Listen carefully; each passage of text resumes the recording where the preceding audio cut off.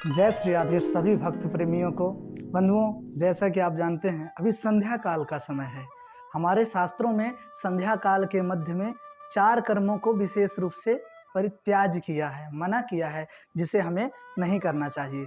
चत्वारि खलु कर्माणि संध्या काले विवर्जयेत्, 4 कर्मों को विशेष रूप से मना किया है। वो 4 काम कौन कौन से हैं? आहारम मैथुनम निद्राम स्वाध्यायम च चतुर्थकम।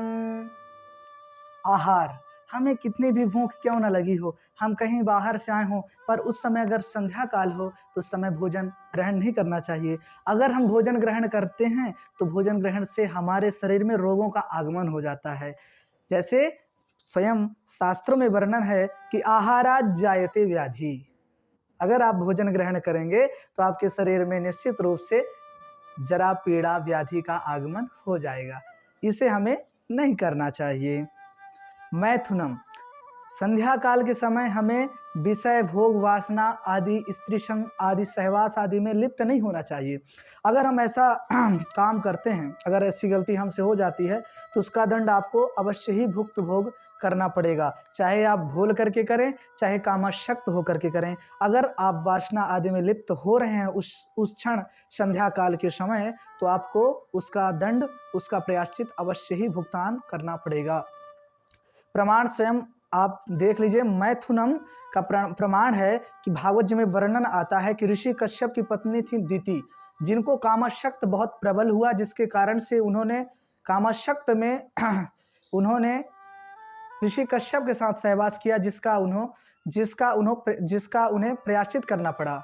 उनके 2 क्रूर पुत्र हुए जो कि राक्षस उत्पन्न हुए, जिनका नाम था हिरण्याक्ष और हिरण्यकश्यप।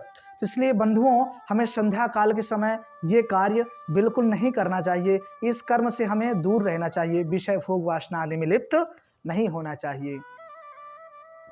हमें कितनी भी थकावट क्यों न हो, ये हुआ दूसरा कार्य।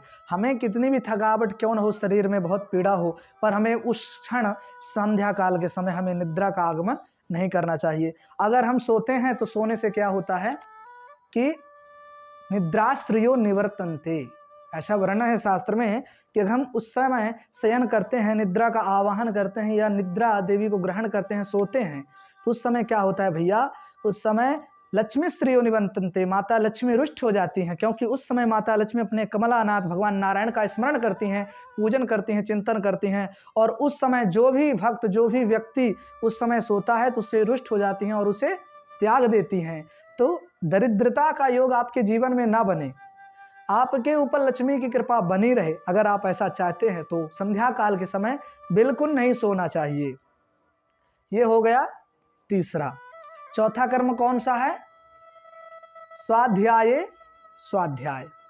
स्वाध्याय मरणम ध्रुवम। हम कितने भी विद्वान क्यों न हो, हमारा परीक्षा का ही एग्जाम आने वाला हो, पर हमें संध्या काल के समय अवश्य नहीं पढ़ना चाहिए। संध्या काल के समय खेलना कूदना चाहिए। अगर खेलना कूदना नहीं चाहते हैं तो भगवान का पूजन वंदन करना चाहिए, कुछ भी करिए, पर पढ़ना नहीं चाहिए। और ऐसे पढ़ने से क्या होता है, हमारे विद्वज्जन कहते हैं कि जो पढ़ता लिखता है संध्या काल के समय, जो पहले भी पढ़ा लिखा रहता है, वो भी सब भूल भाल जाता है। इसलिए संध्या काल के समय हमें पढ़ना भी नहीं चाहिए। संध्या काल किस समय मनाया जाता है? संध्या काल कब कहा जाता है? सूर्यास्त होने के 2 घटी का एक मुहूर्त होता है और 2 घटी का एक संध्या काल भी होता है। ये मुहूर्त ही है एक संध्या का, जिसमें हमें 48 मिनट, ओनली 48 मिनट हमें संध्या काल के समय ये कर्मों को नहीं करना चाहिए। 48 मिनट, जैसे कि आप अभी देखेंगे शायद 6 बज रहे हैं, ये संध्या काल का ही समय चल रहा है, इसलिए हमें ये कार्य नहीं करना चाहिए। अगर हम ऐसा कार्य करते हैं तो स्वाध्याय मरणम ध्रुवम। शास्त्रों में ऐसा वर्णन है कि अगर हम संध्या काल के समय ऐसा कार्य करते हैं तो हमें आयु क्षीण हो जाती है, हमारी आयु नष्ट होती है और हमें जल्दी मरणासन्न को प्राप्त होना पड़ता है। इसलिए ऐसे कार्य में बिल्कुल ही लिप्त ना रहें। कमेंट सेक्शन में जय श्री राधे लिखें और बताएं वीडियो कैसे लगा आपको।